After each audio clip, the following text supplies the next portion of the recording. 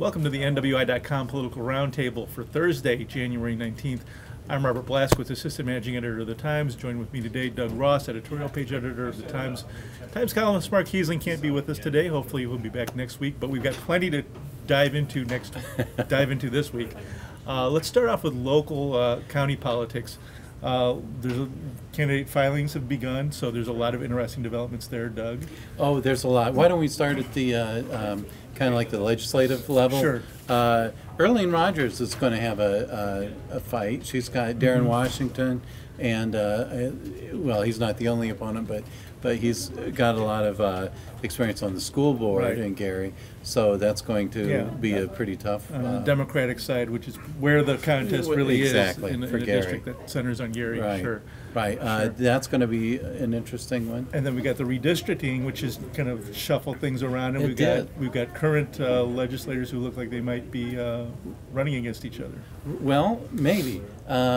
We have Mara Candelaria Reardon has already filed. She's in the I think it's the new 12th district, which she shares with Dan Stevenson. So she's filed. He hasn't filed. You know, last time I talked to him, he said he would, but you know, maybe he's changed his mind. Filing lasts till February 7th, so we'll see. Vernon Smith has already filed. He's in the 14th district, which now has Chet Dobis in it as well. Right. And Chet's been in there. He's been the in the longest-serving lawmaker. Actually, he and Pat Bauer are tied. Yeah. And so they've been in there since Moses was an infant, practically. No, a long time, decades. Sure. And now, what's interesting about that is Dobis bought a condo in Briar Ridge in Cherville. So now here's the question: does he, declare that as his primary residence and run in that open district in Cherville, or does he run against Vernon Smith in a district that has pretty strong Gary base to it now, which is Vernon Smith's main base? So, I wouldn't be surprised if Chet waits until February 7th to file. So we'll see. We will see. Shifting over to some of the county races. Right. A lot of interesting things going on first of all, in Lake County, we've got the showdown between Lake County Commissioner Jerry Shube and former Sheriff Roy Dominguez. Yeah, that one's heating up. Dominguez is going after Shube on the trash to ethanol thing. That here's a project that hasn't gone anywhere. It's proposed several years ago and hasn't gone anywhere. The financing, is still kind of iffy apparently. And so Dominguez is filing public records requests, which are being denied, trying to find out what's happening with financing. So you can tell what his main campaign issue is going to be. Right. Over in Porter County, we have a lot of candidates jockeying for position.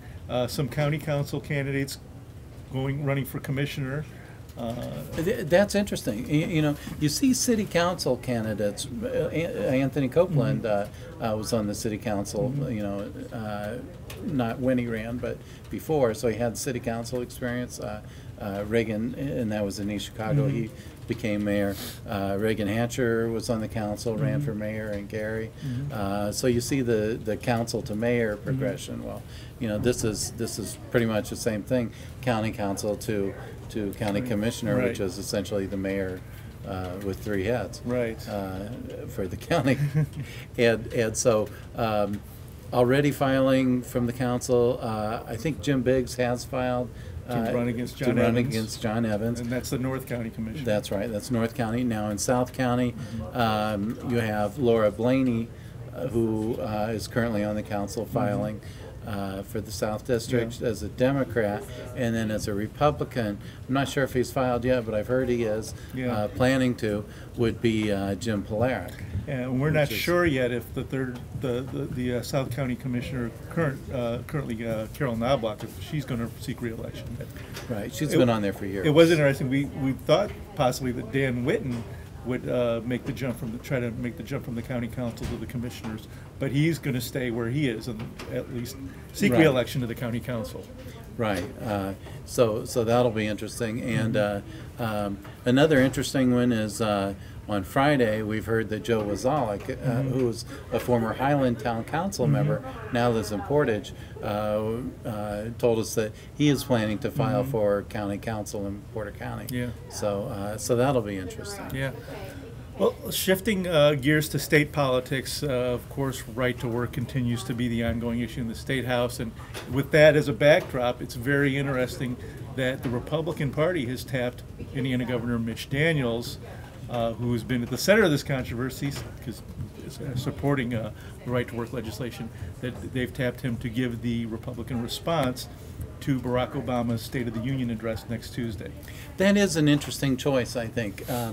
Mitch Daniels is the fiscal conservative, and so here we have a social conservative issue that's playing out in Indiana, Right. and you know, Daniels has of course been caught saying, you know, in essence, he's been caught in the flip-flop, Yeah. because he said, you know, several years ago when he was running for governor the first time, you know, I'm not going to support any right-to-work changes Right. or any of these things, and now, of course, he's at the forefront of proposing these. Yeah.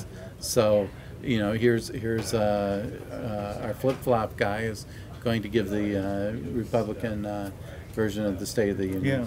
You know, not that we can have one State Yeah. of the Union with one Do you president. think they're maybe grooming him as possibly Oh, a vice absolutely. presidential candidate? Well, I think that's absolutely a good choice. If he doesn't get chosen for a vice presidential candidate, and remember, he was the one who wanted to run for president, but his family essentially said, no, he can't come out and play, as it were.